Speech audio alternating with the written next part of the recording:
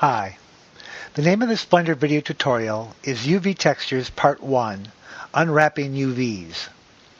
In this tutorial, we'll look at some of the basic concepts of the UV mapping of image textures. In addition to using Blender's built-in generated texture mapping coordinates, such as flat, cube, tube, or sphere, images can also be mapped using UV coordinates. The UV mapping of image textures employs a pixels to polygon surface mapping technique. That is, the 3D mesh is unwrapped so that its polygonal faces are laid flat, and a two-dimensional image is then assigned to those faces. Because a two-dimensional image has no true or defined x, y, or z axes, the coordinates exist in a two-dimensional called UV plane. UV mapping is considerably more precise than the built-in Blender generated mapping coordinates, but it also requires considerable more effort to execute. To demonstrate the basics of UV texture mapping, I've modeled in my Blender scene a simple wall unit that contains an extended cap. The scene is lighted with a number of point lamps. I'll begin by splitting my display into two windows.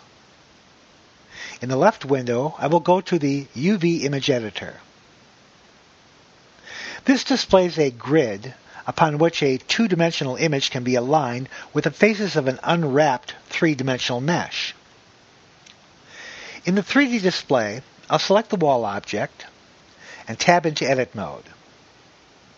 I'll go to Wireframe View and change my selection mode to Face Select. I'll then select the front face of the wall object.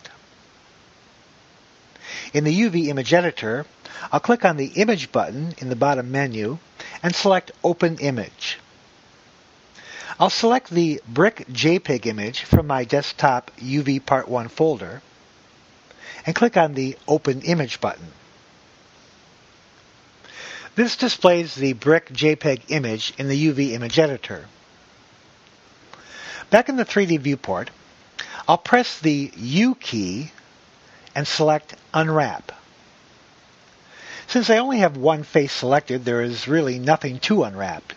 It simply places a rectangular set of four vertice-looking points on the top of the image in the UV image editor.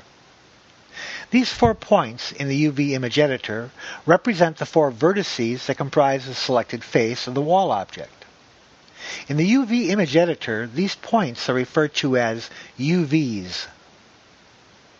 The reason the proportional shape in the UV editor is different than the face in the 3D viewport is because Blender draws its coordinates from the original object creation scale. In the process of modeling this wall, I've scaled it in many directions. To overcome this, I'll tab out of Edit mode, and with the wall object selected, I'll press Ctrl-A and apply the scale to the wall object. Applying the scale sets the object's X, Y, and Z scale settings to 1, but retains the existing scale settings.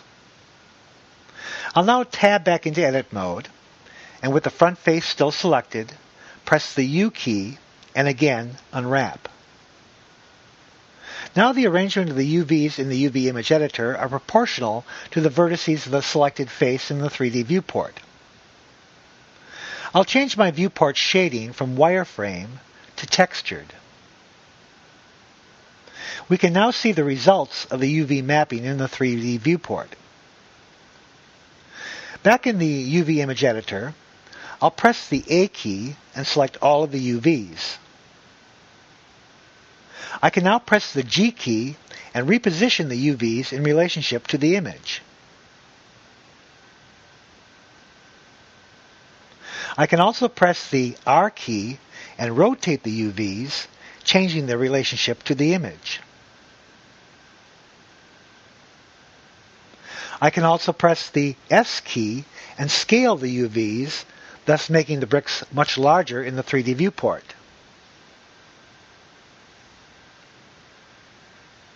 I can box select the two UVs on the right and press the G key followed by the X key and move the UVs to the left, constricted to a horizontal axis.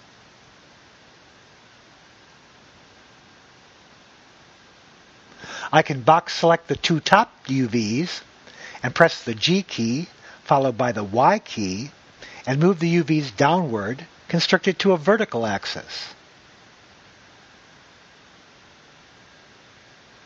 Most of the control over vertices that we normally have in the 3D viewport are also available in the UV image editor to control UVs. I'll go back to wireframe view, Z key, and in the 3D viewport, I'll add the two adjoining side faces of the wall object to the selection. I'll press the U key again and unwrap again. In the UV editor, I'll click on the Browse button to the left of the New button and select the brick JPEG image. Now the UV editor shows a representation of the 3 selected faces with the 8 UVs. I'll go back to texture shading. Notice how the side wall texture perfectly aligns with the front texture. I'll go back to wireframe mode, and I'll add the back wall to the selection. Then press the U key, and again unwrap. As you can see in the UV editor, a closed set of faces do not unwrap well using the standard unwrap command. There are, however, a number of different preset unwrapping methods available.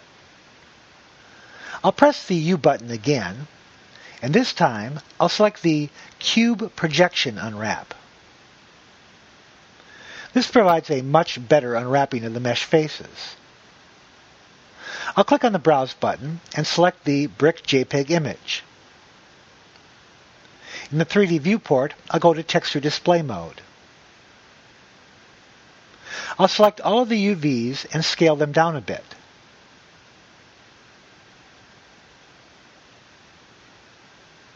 Note that the unwrapped UV representation does not have to be located directly on the image plane. It is set by default to repeat the image. I'll click on the Push Pin button located to the right of the image file name in the bottom menu. This will pin the image to the UV display. That is, the image will be displayed no matter what faces are selected and unwrapped in the 3D viewport. Back in the 3D viewport, I'll deselect the faces. Notice that in the 3D viewport display that the texture in the 4 faces is retained even after deselecting the faces. The UV mapping is assigned by the nature of the last placement of the UVs in the UV image editor, in reference to the selected faces. We of course can go back and change this assignment at any time. I'll select one of the side faces of the wall object. Note that I can make this selection as the wall object is still in edit mode, although not in wireframe mode. I'll add to the selection the other side wall face. I'll then press the U key and unwrap. Note in the UV editor, the brick image remains displayed because I pinned it, and the 2 non-adjoining faces are represented in the UV image editor. I'll deselect the faces in the 3D viewport. Note that the last UV coordinates for those faces have been reassigned to the wall side faces. I'll reselect the 2 non-adjoining faces. In the UV editor, I'll click on the Face Select option button located in the bottom menu. I can now select each face representation separately. I'll select the face on the right and press the G key and move it a bit to the right.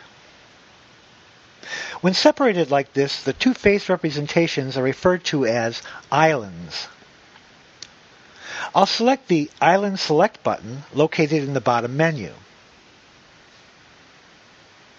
I can now just click anywhere within the bounds of an island and select the whole.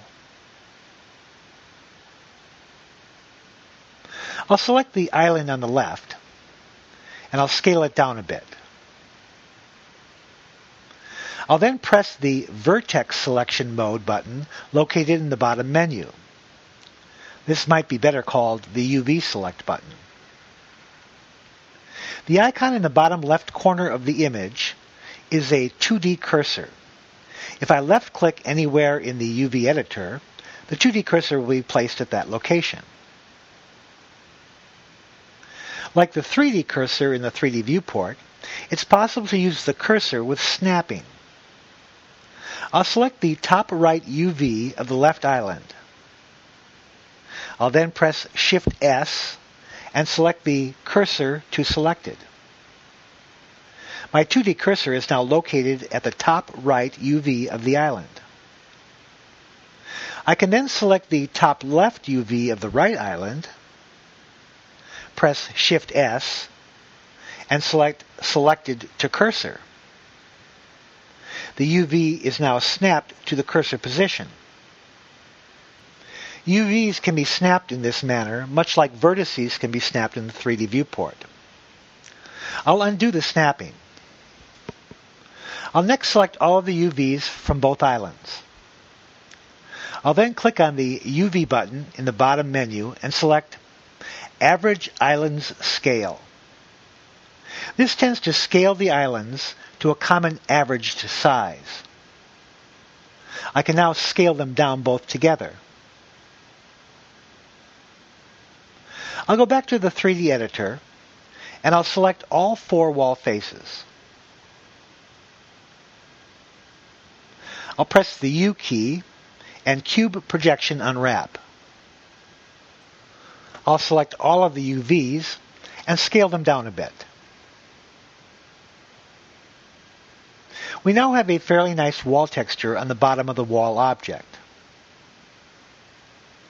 I'll deselect the faces in the 3D viewport, go to Front View, go to Wireframe, and I'll box select the upper part of the wall forming the cap. I'll press the U key and unwrap the faces using the cube projection. I'll go back to Textured View. In the UV editor, I'll click on the Image button in the bottom menu and click Open Image. I'll select the Granite JPEG image from my UV Part 1 folder. The top cap faces are nicely laid flat using the cube projection.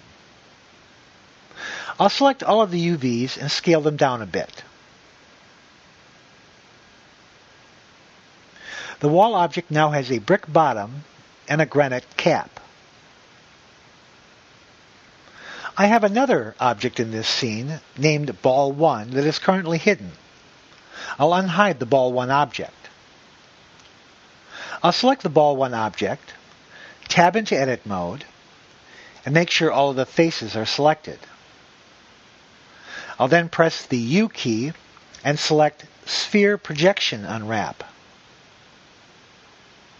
In the UV editor, I'll press the Image button, then Open Image, and I'll select the Rough Rock JPEG image from my UV Part 1 folder.